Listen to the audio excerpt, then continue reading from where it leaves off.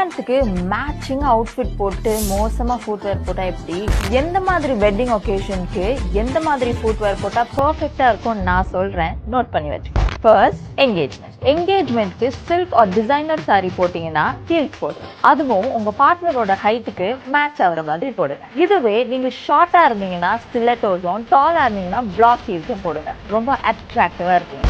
Second, சங்கீத்ல dance கேம்ஸ்னு ஒரே ஃபன்னா இருக்கும். அப்போ நீங்க கம்ஃபர்டபுளா இருந்தாலும் நல்லா என்ஜாய் பண்ண முடியும். அதுக்கு ஒர்க் வச்சு வர ஸ்னீக்கர்ஸ் போடுங்க. உங்களை ரொம்ப யூனிக்கா காமிக்கும். உங்களுக்கு ஷூ போட பிடிக்கலன்னா வெட்ஜஸ் மாதிரி கூட போட்டுக்கலாம். Third, wedding and reception. இந்த டைம்ல மொத்த பேரோட கண்ணும் உங்க மேலதான் இருக்கும். உங்களை வளைச்சு போட்டோ எடுக்க போறாங்க. அப்போ உங்க அவுட்ஃபிட் பக்காவா இருக்கணும்ல. ஸோ ரிசப்ஷன் டைம்ல peep toe heels or kitten heels போடுங்க.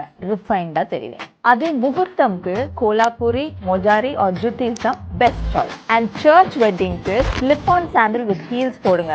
ஸ்டன்னிங்கா தெரியும். இப்படிலாம் மட்டும் போட்டீங்கன்னு வச்சுக்கோங்க, அப்போ எல்லாரும் உங்களை மேல இருந்து கீழே வரைக்கும் நின்று பார்த்து ரசிச்சுட்டு தான் போவாங்க.